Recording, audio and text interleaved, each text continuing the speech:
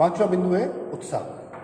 जब भी हम किसी कार्य को पूरे जोश, जो हमारी रुचि का विषय होना चाहिए, अगर रुचि का विषय होता है तो हम पूरे उस काम में अपने पूरे जोश खरोश करते जाते हैं, उसको उत्साह कहते हैं। किसी महान अथवा शुभ कार्य को करने के लिए मन में जो आवेश या उल्लास उत्पन्न होता है उसे उत्साह कहते हैं। यह वीर रस का स्थायी भाव है।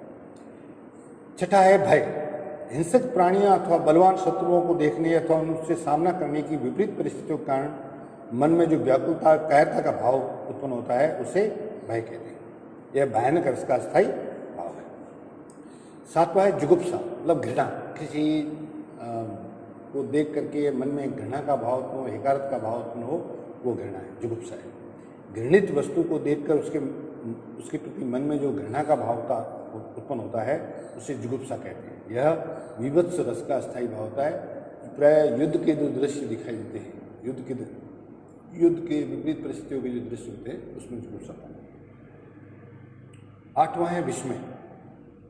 किसी अलौकिक घटना अथवा वस्तु विशेष को देख करके मन जब आश्चर्यचकित हो जाता है तब उससे उत्पन्न होने वाला भाव जो है विस्मय। यह अद्भुत रस का स्थायी। नौवां है निर्वेद या सम। जब हम शमशान में जाते हैं या किसी की अकस्मात मृत्यु का दृश्य देख करके हमारे मन में जो असारता का, नश्वरता का भाव जो उत्पन्न होता है वो कहलाता है निर्वेद या सम। जब संसार की असारता, नित्य और अनित्य रहने वाली वस्तुओं के विचार से मन में उसके प्रति जो वैराग्य उत्पन्न होता है उसे निर्वेद या सम, यह शांत रस का स्थायी भाव। इस प्रकार 9 जो है रतिरहास्य शोकश्च, इस प्रकार उपयुक्त सभी भावों को भिन्न भिन्न रसों के स्थायी भाव इस हेतु से भी कहा जाता है कि ये उन रसों की निष्पत्ति होने तक हमारे मन में बने रहते हैं और अन्य भावों से बाधित नहीं होते।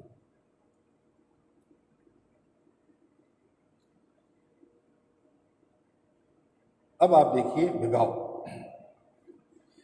भावों का विभावट करने वाले अथवा में आस्वाद योग्य बनाने वाले कारण विभाव कहलाते हैं, जिसे हम दूसरे अर्थों में मसाला कह सकते हैं।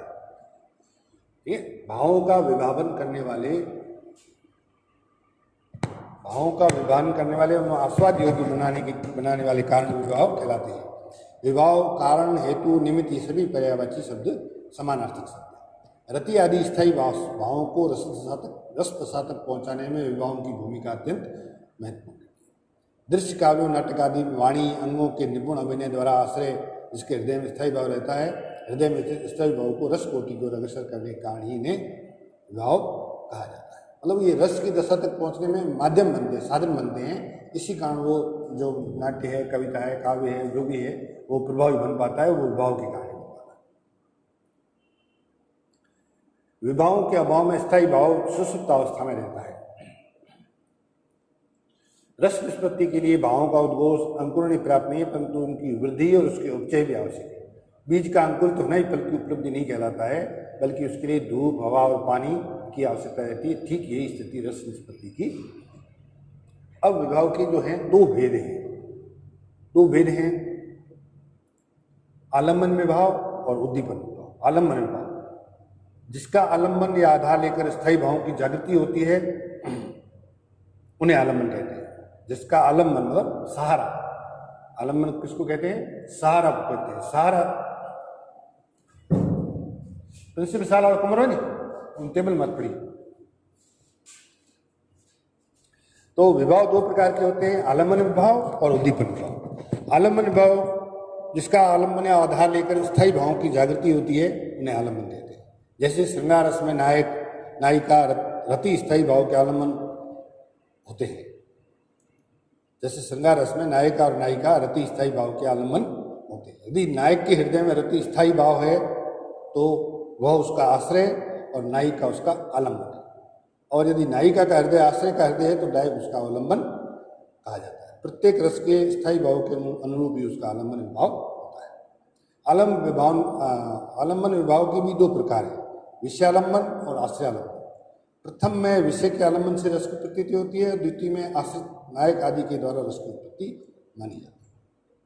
अब है उद्दीपन विभाव। आलम्बन की चेष्टाएं उद्दीपन विभाव कहलाती है, जिसके अंतर्गत देश काल वातावरण को भी सम्मिलित कर दिया जाता है।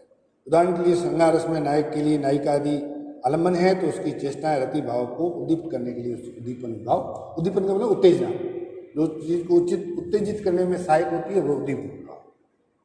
ठीक है। तीसरा है अनुभव।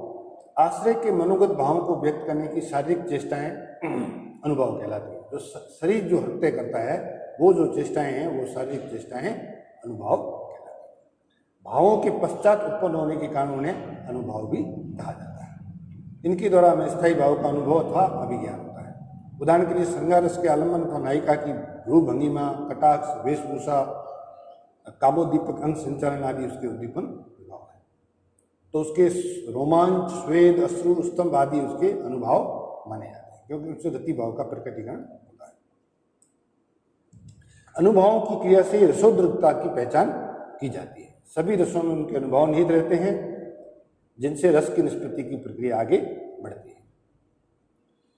अब देखिए, अनुभवों के भी 4 भेद हैं: कायिक, वाचिक, आहार्य और सात्विक। कायिक अनुभव आश्रय की शारीरिक चेष्टाओं से प्रकट होते हैं, जैसे कटाक्ष करना, भौहें चलाना, आहें भरना, इशारा करना। वाचिक में जो है अनुभव में आश्रय की वाणी संबंधी चेष्टाएं आती है, जो भिन्न भिन्न रसों के अनुरूप वचनों द्वारा व्यक्त होती है। ये आहार्य अनुभवों का संबंध आश्रय की वेशभूषा से होता है, जो भिन्न भिन्न रसों के अनुरूप धारण की जाती है। उनसे भी भावों का प्रकटीकरण होता है। नाटक आदि अभिनय गाँव में इनका विशेष। अब है सात्विक अनुभव। सात्विक अनुभव को अपन कल पढ़ेंगे, ये थोड़ा बड़ा है और मैं विस्तार से इसका विवेचन करेंगे।